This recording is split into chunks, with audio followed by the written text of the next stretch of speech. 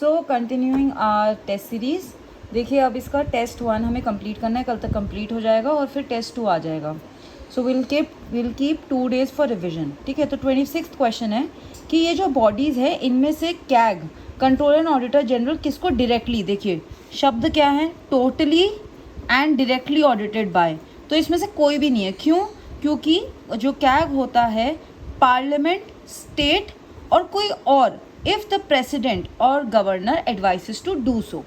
ठीक है, देन सबसे पहले हमें इसकी क्रोनोलॉजी फिट करनी है, तो हम ईयर लिख देंगे। गोवा को जो स्टेटहुड मिली थी 87 में मिली थी, हरियाणा बना था 66 में, सिक्किम, देखिए सिक्किम के हमारे पास 35 और 36 अमेंडमेंट है, 97 और 1975 is the year for it. ठीक है, तो अमेंडमेंट्स भी याद रखने हैं कि पहले से ऑब्जर्वर स्टेट का दर्जा दिया था, फिर उसको एसोसिएट स्टेट का दर्जा दिया था, फिर उसको स्टेटहुड प्रोवाइड करी थी। तो there are 2 amendments for it. और नागालैंड 63 में बना था और हमने इसका सीक्वेंस रख दिया।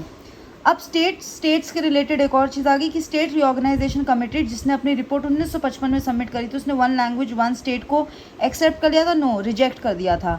आंध्र प्रदेश पहली स्टेट बनी थी आफ्टर द एक्सेप्टेंस, क्या इस कमेटी के एक्सेप्टेंस के बाद? नहीं, पहले ही बन गया था, 53 में बन गया था और एक काफ़ी वायलेंट रिवोल्ट हुआ था। फिर हमारे पास क्वेश्चन है कि कॉन्स्टिट्यूएंट असेंबली ने कौन से टास्क परफॉर्म करे थे। So it is all 3: ordinary laws का इनैक्टमेंट, नेशनल एंथम को अडॉप्ट करना, ratification India's membership to Commonwealth. Kudremukh और मयूरभंज ज्योग्राफी का क्वेश्चन है, बेलाडीला, ये आयरन ओर से रिलेटेड है। Right against exploitation in the constitution of India, इसके अंदर 2 चीज़ें आती हैं, employment of children in factories and traffic in human beings. Protection of arrest and detention article 22 के अंतर्गत आता है, उसका जो फर्स्ट पार्ट है। ठीक है, मूविंग ऑन, स्टेट्स की ऑर्गेनाइजेशन में बात करते हैं। देखिए यहाँ पे आपका स्टेटमेंट का, क्योंकि मैंने भी ये गलत कर दिया था। And Indian territory can be ceded to a foreign territory by a constitutional amendment, this is very true.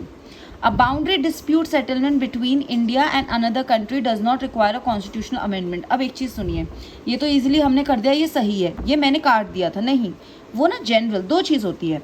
अगर इंडिया अपनी पार्ट किसी और को दे रहा है, इंडियन टेरिटरी सीडेड, तो अमेंडमेंट होगा। अदरवाइज अगर हमें मिल रहा है, सो वाइस वर्सा हो रहा है, तो no, there is no amendment required. The writ, question number 34 writ jurisdiction से रिलेटेड है और इसके लिए हमें आर्टिकल 32 को कवर करना चाहिए। The writ of habeas corpus cannot be issued against private individuals, this is wrong. The writ of prohibition is available only against judicial bodies, this is again wrong. The writ of quo warranto can be sought even by non-agreed person, this is true. Which of the following are federal features? इनमें से कौन से federal features है? Single citizenship तो नहीं होगा. Rigidity of Indian constitution, yes it will be. Integrated judiciary is not a part of it. Supremacy of judiciary होता तो yes we would have said. आगे अगर हम बढ़ते हैं तो ठीक है, now we have question, Indian citizen कब अपनी सिटीजनशिप को लूज़ करता है? तो इसमें से सिर्फ 2 क्वेश्चंस करेक्ट हैं and you will be telling it to me in the comment section. ठीक है, जब हमने अपना प्रियम्बल अडॉप्ट करा था कॉन्स्टिट्यूएंट असेंबली के वक्त में, that was we can say on 26 November 1949, तो हम लोगों के पास सिर्फ यही 2 वर्ड्स थे। ये दोनों कौन सा अमेंडमेंट्स आए? To tell me in the comments. Moving on, हमारे पास इसमें क्वेश्चन आते हैं कि ये फंडामेंटल ड्यूटीज़ और लेटेस्ट एडिशन कौन सा था।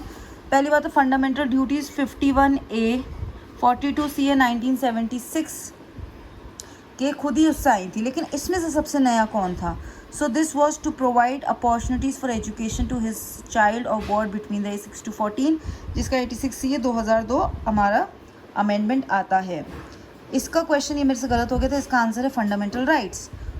Which of the following gives effects to the objectives of preamble to secure all citizen equality, liberty and justice? It is your fundamental rights. Moving on, freedom of religion से related question आता है। It includes the freedom to not follow any religion. Yes, आप कोई religion नहीं follow करना चाहते मत करिए. It bars all religious conversions. देखिए religious conversion मतलब if you want to change your religion you can do so. लेकिन by forceful तरीके से नहीं होता है, तो इसलिए ये गलत था because English का वो था, हमें समझना था। It is not applicable to foreign national residing within, ये गलत है, ये सबको मिला हुआ है। 15, 16, 19, 29, 30 Indians as well as non aliens अगर हम लक्ष्मीकांत की लैंग्वेज में बोले तो उनको प्रोवाइडेड है। आगे बढ़ते हैं। ओके, ECI से रिलेटेड है। कॉन्स्टिट्यूशन ने डिबार कर रखा है कि इलेक्शन कमिश्नर्स वाले रीअपॉइंट नहीं हो सकते। गलत।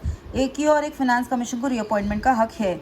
चीफ इलेक्शन कमिश्नर को हम निकाल सकते हैं on the same grounds as जज of supreme court, that is very true.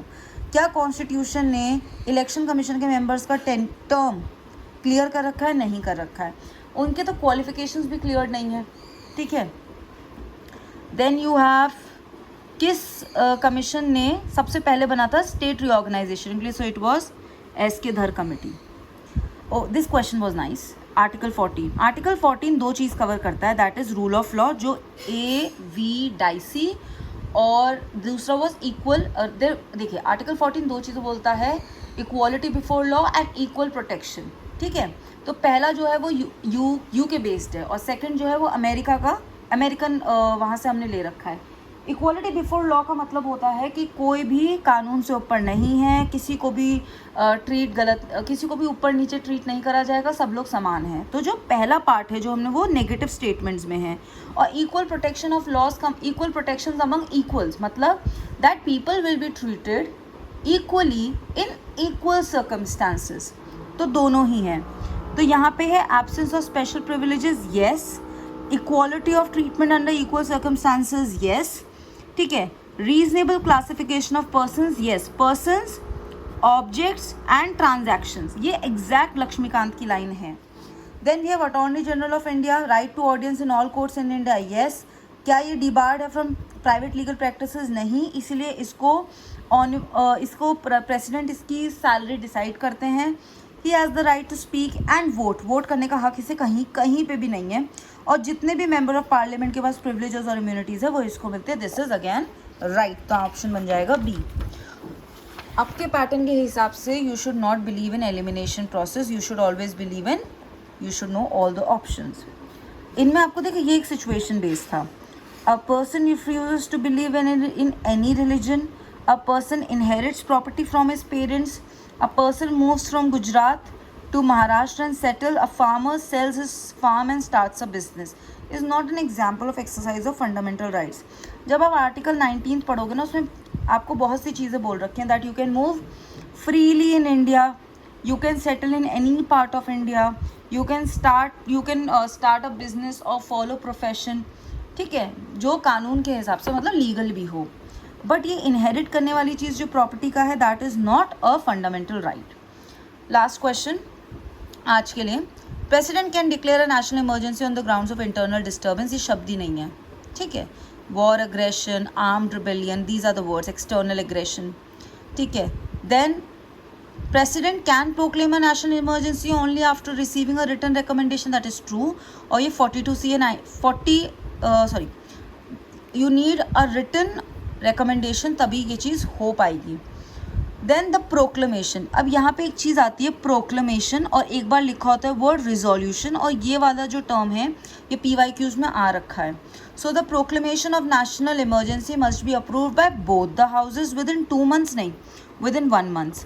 अगर यहाँ रिजोल्यूशन लिखा होता तो ईदर हाउस होता। Lok Sabha has no control over the revocation of national emergency, this is wrong. Lok Sabha के पास ही ताकत होती है। 1/10 ऑफ द मेंबर स्पीकर को रिलेटेड रिजोल्यूशन पास करते हैं, 14 दिन बाद बैठक होती है। और सिंपल, एक और चीज़, सिंपल मेजॉरिटी के साथ ये चीज़ पास हो जाती है। So these were the questions, do like, share and subscribe. Thank you.